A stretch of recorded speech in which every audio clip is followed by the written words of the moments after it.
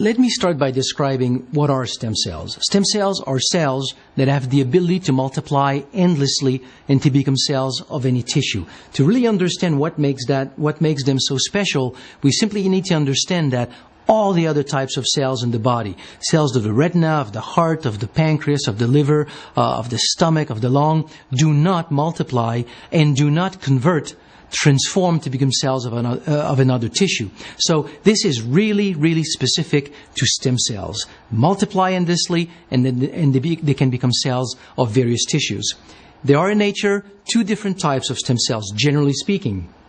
Embryonic stem cells, they are extracted from human embryos. We're talking about an 8 to 10 days old embryo. It's a microscopic lump of cells about the size of the tip of a needle. It's possible to extract cells from the embryo, grow them in a test tube, and make them to proliferate, to differentiate into various types of tissues. It's also possible to inject in the stem cell various DNA segments and to carry these DNA segments into various tissues so that as the stem cells, embryonic stem cells, become cells of these tissue, they bring a new segment of DNA to these tissues. So this is the general use of embryonic stem cells. On the other end, we have adult stem cells. Adult stem cells are stem cells present in any living organism. So in a baby that is 1 minute old, the stem cells are referred to as adult stem cells. Umbilical cord stem cells are adult stem cells. Placenta stem cells are also adult stem cells.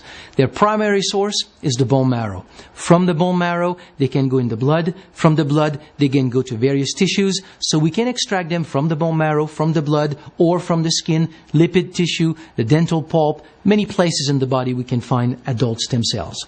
Traditionally, adult stem cells from the bone marrow are known to be precursors to blood cells. They become red blood cells, white blood cells, platelets, lymphocytes, various types of blood cells in connective tissue, some bones, but that's their limitation. They really cannot become anything else. That's the traditional knowledge about bone marrow stem cells. What has been discovered a few years ago, which is probably one of the biggest discoveries of our time, is that bone marrow stem cells do indeed become blood cells, but also have the ability of becoming virtually any kind of cell types in the body. If we take an adult stem cells, put it in the liver, they become liver cells. If we put them in the brain, they become brain cells. If we put them in the heart, they become heart cells. And so on and so forth for virtually any kind of tissues of the body. In fact, what was discovered, and this is the topic of a recent book that I just published called Cracking the Stem Cell Code, which has more than 400 scientific references. So it's a very, very solid book. What all this literature is describing is that stem cells, not only can they become cells of various tissue, but they do so, and they do so every day as they constitute our natural renewal or repair system. Anytime a tissue has a problem, a big problem or a small problem, we're talking here of a cut, a small degenerative problem, or a heart attack, a stroke, a bone fracture, a burn of the skin. If there is a problem, the tissue that has the problem will release very specific compounds that have been well defined that will go to the bone marrow, trigger the release of stem cells from the bone marrow. The number of stem cells in the blood will increase. Now, the tissue that is affected is also going to secrete other compounds that will attract stem cells. As the stem cells circulate in the capillaries of the affected tissue, and these compounds are being secreted, they attract the stem cells and they migrate across the capillary wall in the tissue. When they arrive in the tissue, they proliferate and they become cells of that tissue. This is our natural renewal system, our natural repair system. In all this process, we need stem cells to be released from the bone marrow, to circulate in the blood, to migrate in a tissue or be recruited by a tissue, then to proliferate and to differentiate in cells of that tissue. Of these 5 steps, the one that has been shown and documented as the most important is the number of circulating stem cells. More stem cells circulating in the bloodstream means that more stem cells are available to migrate in the various tissues, and henceforth we have a more effective repair system in the body. So anything that we can do that will enhance or increase the number of circulating stem cells will end up being good for health. Exercise will increase the number number of stem cells in the bloodstream. Melatonin that we produce when we sleep well, when we have deep REM sleep, we produce melatonin. It supports the proliferation of stem cells. There are some herbal products that have been shown, one that has been shown to support the release of stem cells from the bone marrow. These are all things that will help the body in its overall repair process. So with this new understanding of the natural role of stem cells in the body, this is leading us to an entirely new way of looking at health and wellness. And I believe that it's literally going to change the way that we practice medicine. If we think today of the way that we see disease formation, each disease is the consequence of the loss of a specific type of cells. Diabetes is the loss of cells making insulin in the pancreas. Cardiomyopathies, heart problems, is the loss of cardiomyocytes, heart cells. Macular degeneration is the loss of cells in the retina. Parkinson is the loss of cells making dopamine in the brain.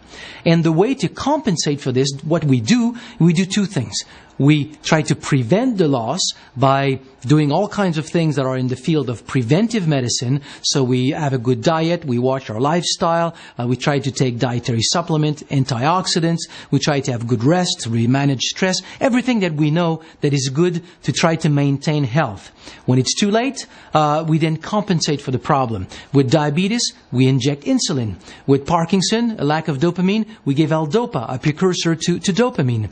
If we have, let's go to the extreme. We have a spinal cord lesion, we use a wheelchair. If we can't compensate for the problem, we just teach people how to learn to live with the problem. But that's essentially what we're doing.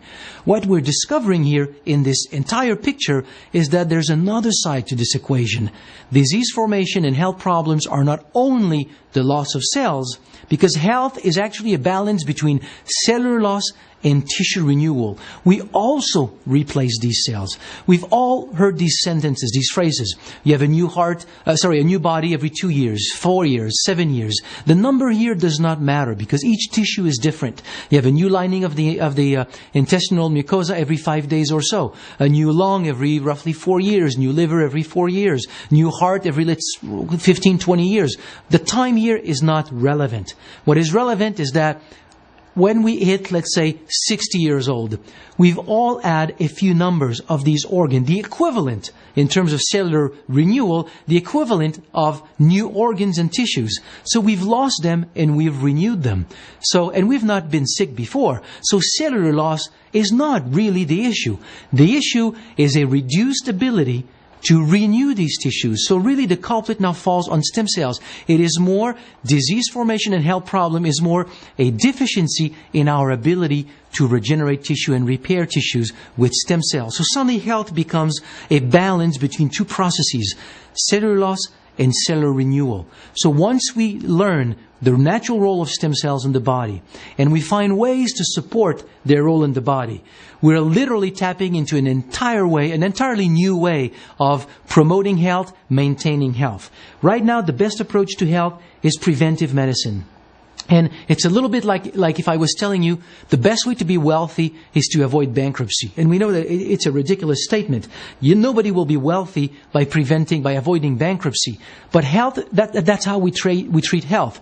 We think that we will be very healthy if we simply prevent disease. And it's not the case. We all know that there's a vast gray area between radiant optimal health and actual disease process, having a disease. And in between is this vast area where we don't sleep as good as before, we don't have a memory that is good as before, we don't concentrate as good as before, we have little aches and pains here and there, we truly do not function as well as we used to function, but we don't have a disease. We're in that area where the body has an opportunity, has the potential to renew itself and reach this optimal health by simply enhancing the process of tissue repair. I truly believe that it's a knowledge altogether that is called to change the way that we view medicine.